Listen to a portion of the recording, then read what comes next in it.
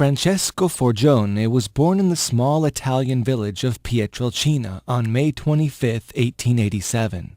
His family, though poor, was very devout. From an early age, Francesco was very pious and prayerful. He also began to see the devil at an early age, as well as apparitions from Jesus and the Virgin Mary. At age 16, he entered the Capuchin novitiate and was given the name Friar Pio.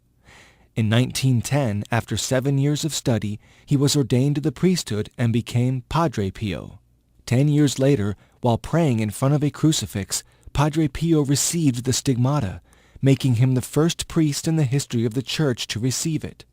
He was very embarrassed about the visible nature of the wounds of Christ, and often prayed that God would allow him to suffer invisibly.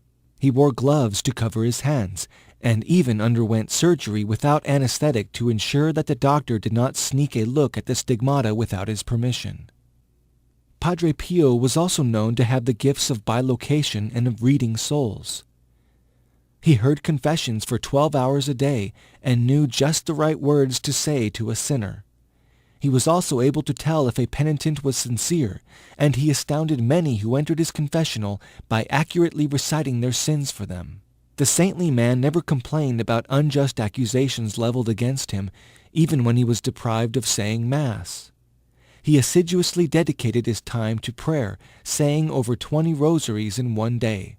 The Mass was the high point of his spiritual life, and people flocked to his Masses, which lasted for over an hour.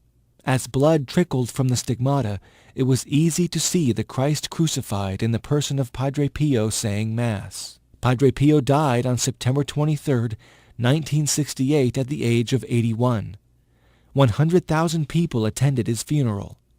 On June 16, 2002, over 500,000 people gathered in St. Peter's Square to hear Pope John Paul II declare Padre Pio the Saint of Pietrelcina.